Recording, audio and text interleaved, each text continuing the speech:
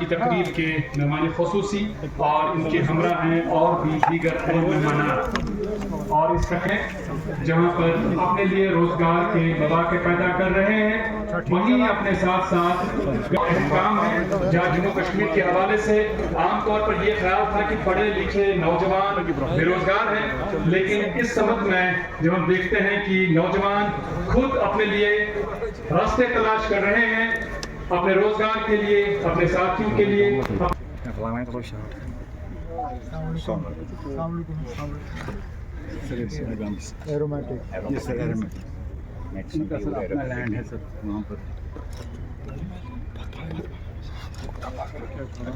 Lavender oil तकरीबन 50 कनाल पर मैं इस वक्त कि आज की इस तकरीर को जदीद तकाज़ुन के मुताबिक किस तरह इस शोबे को आगे लिया जा रहा है और किस तरह हमारे कई नौजवान जिनमें लड़कों के साथ साथ लड़कियां भी शामिल हैं, फूलबानी के शोबे में कंट्रीब्यूट कर रहे हैं। उमर अब्दुल्ला साहब और उनके हमरा हैं शख्सियात मुख्तलिफ स्टार्स का बगौर मायना कर रहे हैं, इन नौजवानों की हौसला अफजाई कर रहे हैं और देखने लायक बात है कि नौजवानों में लड़कों के साथ साथ लड़कियों की भी अच्छी खासी तादाद है जो अपने लिए रोजगार के वसाइल तलाश कर रहे हैं और अपने साथ साथ कई दीगर। हम बहुत वक्त से जूझ रहे थे बेरोजगारी के मसले से, उस मसले का हल इफर्ट से पोशीदा है। बाकी नौजवानों को आगे बढ़ने के लिए उनकी पीठ थपथपाई जा रही है, उन्हें आगे बढ़ने के लिए इनकरेज किया जा रहा है।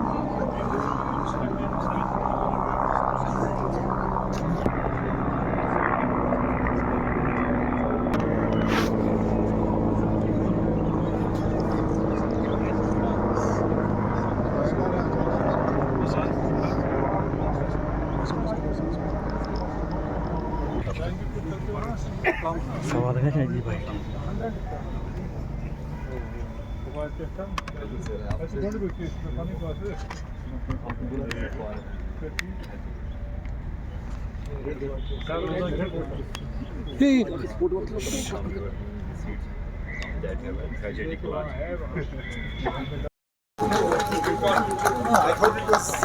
सर यहाँ देखिए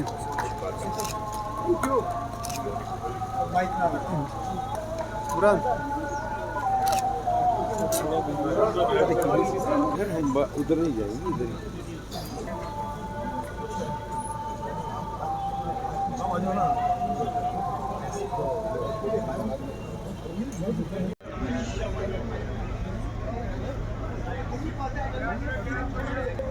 ताज़ीम, इकराम, आदाब, नमस्कार, सत श्री अकाल and a very good afternoon honourable dignitaries worthy of. कभी खुलूस की जुबान बनते हैं, कभी अकीदे को मस्जिदों की आखिरी आराम घर पर सजते हैं। फूल सिर्फ ज़रख़े ज़मीन चाहते हैं, फिर घर, आंगन, सहन, गली। तो इस्तकबाल फूलों से ही होना चाहिए। मैं commissioner secretary floriculture Sheikh Fayaz Ahmad साहब हैं तो फूलों की बरसात करेंगे, आप आए हैं तो फूलों की बरसात करेंगे। मौसम के फरिश्तों से मेरी यादगारी बनाते हैं जोरदार तालियों से। मैं फूलों का नजराना पेश करें। सबके चहीते ऑफिसर ये बागी गुली दाऊद का इफ्तिताह करें। आपकी जोरदार तालियों के बीच इस यादगारी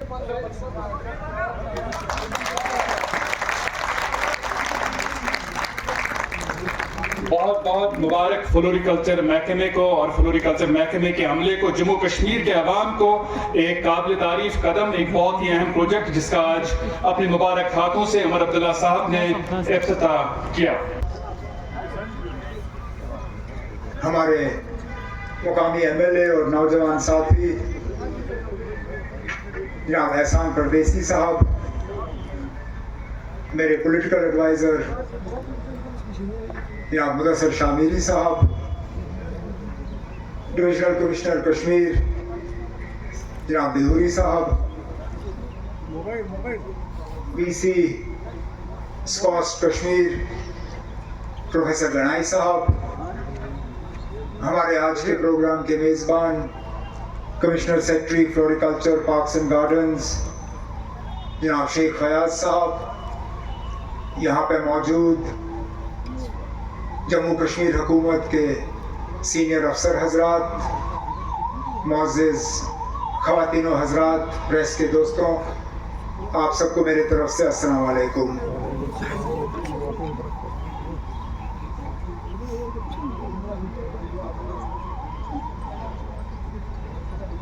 वादी कश्मीर अपनी खूबसूरती के लिए मशहूर है। उस खूबसूरती में हमारे जो बाग हैं उनका एक अपना ही रोल है। जब से कश्मीर लोग आना शुरू हुए तब से हमारे बाग या तो यहाँ लगाने आए या उनको देखने आए, या तो मुगल आए, उन्होंने यहाँ बाग लगाए, चाहे चश्मशाही हो, निशात हो, शालीमार हो, हारवन हो। उसके बाद आज तक जब भी बाहर से कोई विजिटर आए और कहीं नहीं पहुंचे लेकिन मुगल गार्डन्स देखने जरूर आए। हमारी एक टूरिज्म के लिहाज से एक कमी ये रहती थी कि हमारा सीजन बहुत छोटा होता था। लोग या तो सर्दियों में बर्फ देखने आते थे या गर्मियों में बाकी मुल्क की गर्मी से बचने के लिए और यहाँ बागों की खूबसूरती को देखने के लिए। फिर गर्मियों के महीने में मई से हमारा सीजन शुरू हो जाता था और गर्मियों के महीने के बाद कुछ वक्त के लिए हमारा सीजन खत्म हो जाता था। एक ट्यूलिप गार्डन लगने से हमारा टूरिज्म का सीजन जो है पूरी तरह से बदल गया। जो लोग मार्च अप्रैल में यहाँ आने के बारे में सोचते भी नहीं थे, आज हम श्रीनगर रहने वालों को पता है उस मुगल गार्डन, उस ट्यूलिप गार्डन के सामने से कितना मुश्किल होता है गुजरना जब उस बाग में वो ट्यूलिप जो हैं वो खिलते हैं। लेकिन उस ट्यूलिप सीजन का बड़ा छोटा एक असर रहता है। अब हमारे लिए परेशानी ये बनी थी कि सर्दियों के महीने आते आते इस सीजन को किस तरह बढ़ाया जाए। अक्टूबर नवंबर जो कि हमारे लिए आम तौर पे एक डाउन सीजन माना जाता है, लो सीजन माना जाता है, जब तक कि बर्फ नहीं पड़ती और लोग फिर सोनमर्ग, पहलगाम, गुलमर्ग की तरफ ना जाएं। जनाब उमर अब्दुल्ला साहब, हमारे मुकामी एमएलए, मेरे छोटे भाई एहसान परदेसी साहब, उमर साहब के पॉलिटिकल एडवाइज़र मुदस्सिर शामिरी साहब, स्टेज पे बैठे डिवीजनल कश्मीर बदूरी साहब, वीसी स्कॉस्ट, आज बड़ी तादाद में यहाँ दाएं बाएं खड़े हैं, सबको मेरी तरफ से आदाब। हमें ये गुल और ये चमन देते हैं, हम एक साथ जब इनको देखने में एक्टिविटी बन सकती है, क्योंकि इसका फैलाव शहरों गांव हर जगह है। कुपवारा के दूर दराज इलाके से लेके पुलवामा से लेके शुपियन से अराजी है, वहाँ हम इसको जो है उगा सकते हैं। हमने अपने प्रोडक्ट को मार्केट करते हैं। तो आजकल शाम तक अमल देते हैं। मैं जनाब एक दफ़ा फिर तमाम मोअज़्ज़ज़ मेहमानों का हमारी आप एक सफ़े सामीन में कई अहम शख्सियात मौजूद हैं। सौरभ भगत तकरीब में फ्रेंडली अप्रोच हमेशा सराहा जाता है, चाहे हम ज़रा इब्लाग की बात करें। मीटिंग में कैबिनेट में अपना एजेंडा होता है,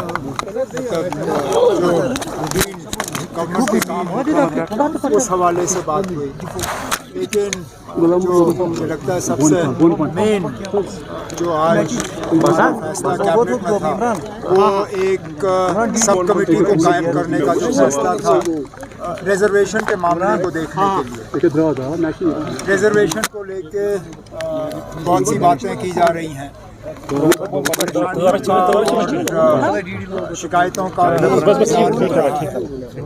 हमारे नौजवान खासकर ओपन कैटेगरी के उनको लगता है कि उनको अपना हक नहीं मिल रहा है। लेकिन उसके साथ साथ वो लोग जिनको रिजर्वेशन के दायरे में लाया गया है वो नहीं चाहते हैं कि उनके हक में कोई कमी हो। तो इसलिए आज कैबिनेट ने फैसला किया है कि एक सब कमेटी कायम की जाएगी। उस कैबिनेट सब कमेटी में 3 ऑनरेबल मिनिस्टर होंगे और उन्हें कैबिनेट ने ये कहा है कि वो एक होलिस्टिक व्यू इस रिजर्वेशन के मामले का लें। वो ये देखें कि अभी तक क्या हुआ है। हाल ही में जो सुप्रीम कोर्ट के इसमें आदेश हैं उनको लेके हम क्या हमने उनको जो है उससे आगे गए हैं या हम वहीं तक हैं, और आगे क्या फ़ैसले लिए जाने चाहिए ताकि किसी का हक जो है वो छीना ना जाए, लेकिन इंसाफ सबसे हो। तो इसके लिए कैबिनेट सब कमेटी अब बनाई गई है, उन्हें वक्त दिया गया है, वो अपना रिपोर्ट जो है कैबिनेट के सामने पेश करेंगे और उसके बाद हम कोई फैसला इसमें कर पाएंगे। उनसे प्रिजनर्स को छोड़ने के लिए तो हमें रियासत चाहिए, क्योंकि फ़िलहाल security, policing, law and order ये मरकज़ी हुकूमत के दायरे इख्तियार में है, ये LG साहब संभालते हैं। लेकिन उसके बावजूद जहाँ कहीं हमने पुलिस की इंतज़ामिया से बात की है, उनसे हमने कहा हुआ है कि इसको दोबारा से देखना होगा, ख़ासकर जो क्या कहते हैं वेरिफिकेशन के मामले में जिस तरह लोगों को तंग किया गया था। जैसे मैंने असेंबली की तकरीर में कहा था, जिस तरह वेरिफिकेशंस को एक तरफ से वेपनाइज किया गया, उस पर काफ़ी हद तक एक रोक लगाई गई है। आगे भी इसमें थोड़ी और नरमी होगी, लेकिन जहाँ तक लोगों को जेल से छोड़ने की बात है, उसके लिए पहले दिन से हम जम्मू कश्मीर को दोबारा रियासत का दर्जा दिलवाने में हम लगे हुए हैं, क्योंकि हमें मालूम है कि कुछ ऐसी चीज़ें जो लोग चाहते हैं उसमें प्रोग्रेस हो, वो हम यूपी के ज़रिए नहीं कर सकते। और इसके साथ साथ आपने पहले रेजोल्यूशन आप सबसे बड़ी बात यह है कि रेजोल्यूशन कहीं रिजेक्ट नहीं हुआ ना, रेजोल्यूशन पास हुआ, रेजोल्यूशन को किसी ने रिजेक्ट नहीं किया, यही बड़ी बात है। एक दरवाज़ा खुला है, आगे जाके देख लेंगे। उसमें कांग्रेस हमारी हुकूमत में शामिल नहीं है, कांग्रेस ने बाहर से हमारी मदद की है, लेकिन वो हुकूमत में शामिल नहीं है। अब ये हुकूमत ने ये रेजोल्यूशन लाया है, इस रेजोल्यूशन को मां सिवाय बीजेपी के तमाम मेंबरों ने उस वक्त पास किया, उसमें कांग्रेस भी शामिल थी। अब जाहिर सी बात है कि महाराष्ट्र और झारखंड में जिस तरह बीजेपी ने कांग्रेस को निशाना बनाया, ये पहले तो उन लोगों को जवाब है जिन्होंने ये कहा कि इस रेजोल्यूशन में कुछ है नहीं। अगर इस रेजोल्यूशन में कुछ नहीं होता तो वज़ीर आज़म साहब और होम मिनिस्टर साहब इस रेजोल्यूशन का बार बार जिक्र क्यों करते? जाहिर सी बात है कि इसमें कुछ है। अब कांग्रेस की मजबूरी बनी कि वो थोड़ा सा इसको डाइल्यूट करने की कोशिश करें, लेकिन उनके कहने से कुछ डाइल्यूट नहीं होता।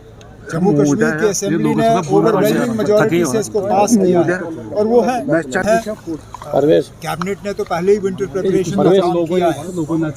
बिजली की कटौती कम हो, उसके लिए मैं खुद दिल्ली में पावर मिनिस्टर से मिला, उन्होंने कुछ एडिशनल कोटा जम्मू कश्मीर के लिए सैंक्शन किया है, लेकिन हमें इस चीज़ के लिए तैयार रहना होगा कि सर्दियों में कटौती होगी, सर्दियों में कट्स होंगे।